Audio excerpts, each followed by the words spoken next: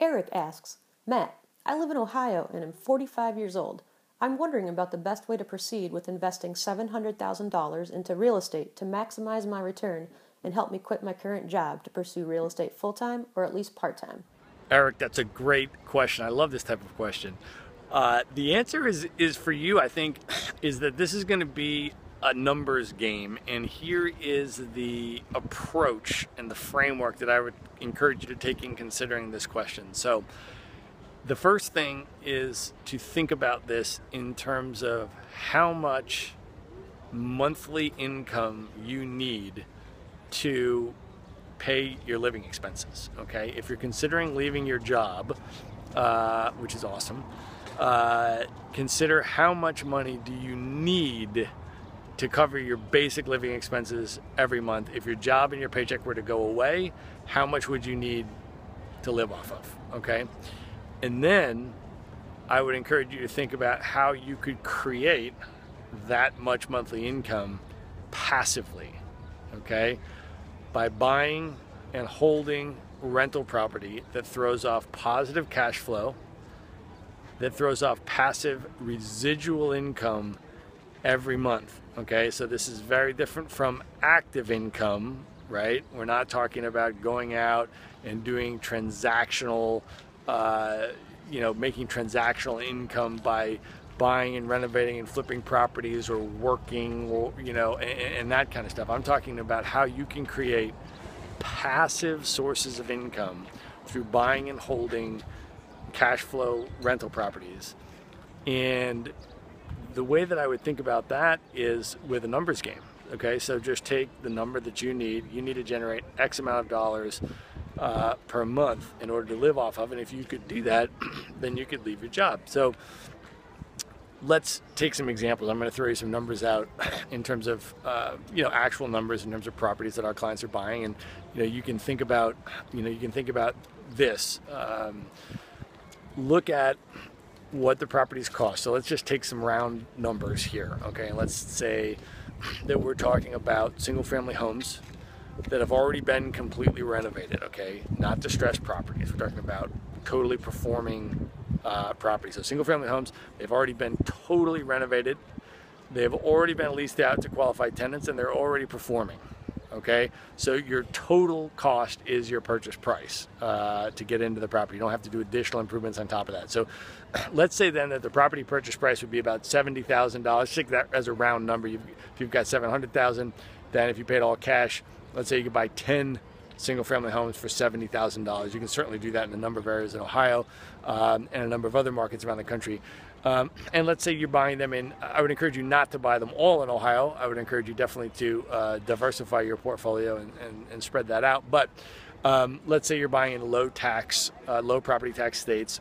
So let's say if you could buy property for $70,000, $75,000, the gross rent comes in consistently, fair market rent, let's say around $900, and your fixed expenses are relatively low in terms of property taxes, okay?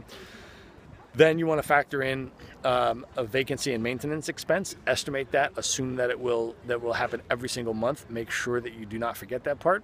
If it's a fully renovated property in an owner-occupied area in a high-demand rental market, again, I would look and make sure you're estimating properly. But let's say it would be a bare minimum of, assuming 7% of the gross rent would go to vacancy every month, and a minimum of 5% would go to repairs and maintenance. You can estimate higher if you want, but let's just use those numbers in our example. So you subtract property taxes, insurance, maintenance, vacancy, property management. You definitely don't want to be a landlord. Property management fee, and then let's say you come out with $600 a month out of the $900 if you pay all cash. That's flowing into you every month per property. Okay, and so if you bought 10 of those, you'd have $6,000 a month, and then so annually you're talking about $72,000 in income. All right, and that's if you paid all cash. Now, if you were to finance your first, conventional lending now will typically allow qualified borrowers to do up to 10 properties.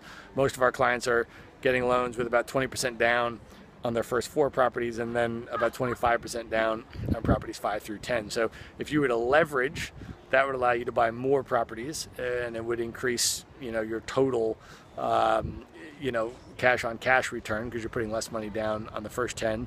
So, let's just say hypothetically, instead of $6,000 a month, you could get that up to at least $7,000 a month if you were to leverage your first 10 properties, and then pay cash for the rest. Okay, so now you're talking about a situation where you're talking about $84,000 of annual income off of your $700,000 investment. Okay, so if you were able to find properties that could produce that conservatively and consistently, would $84,000 a year be enough to cover your living expenses? Now, let's also think about that in terms of tax considerations.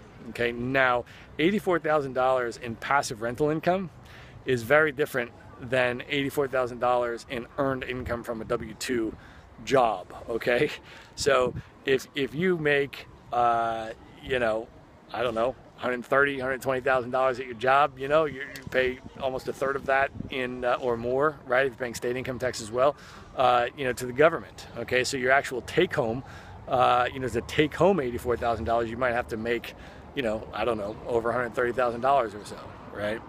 In real estate, you're talking about the most tax advantaged asset class that there is. And so you're talking about the opportunity to take depreciation expenses, which is a phantom loss expense. You need to talk to your CPA about how to do all this stuff, but most serious, real estate investors that have a competent CPA working with them, those types of losses can offset your cash flow income. And so, a lot of our clients, pay no tax on the cash flow from the real estate investments at all. And so if you can do that, if you can make $84,000 and then keep all $84,000 in your pocket every month, that's, maybe akin to, a W-2 job that makes you that $130,000, $140,000. Okay. So again, think about it and consider it and consult with your CPA. And when you're thinking about your numbers of what it's going to take for you to cover your living expenses, think about it in terms of after-tax dollars. Okay. So that is, that's my answer, and that's how I would consider it. And then if you're able to do that, you're able to build that portfolio, I would get it, I would build it, property by property, build that up, and then make sure that you're cash flowing at that amount. And then once that covers your living expenses, you'll be able to walk out of that job and then, pursue all sorts of, whatever it is that you're passionate about doing. But I would focus on the passive income component as opposed to an active income component.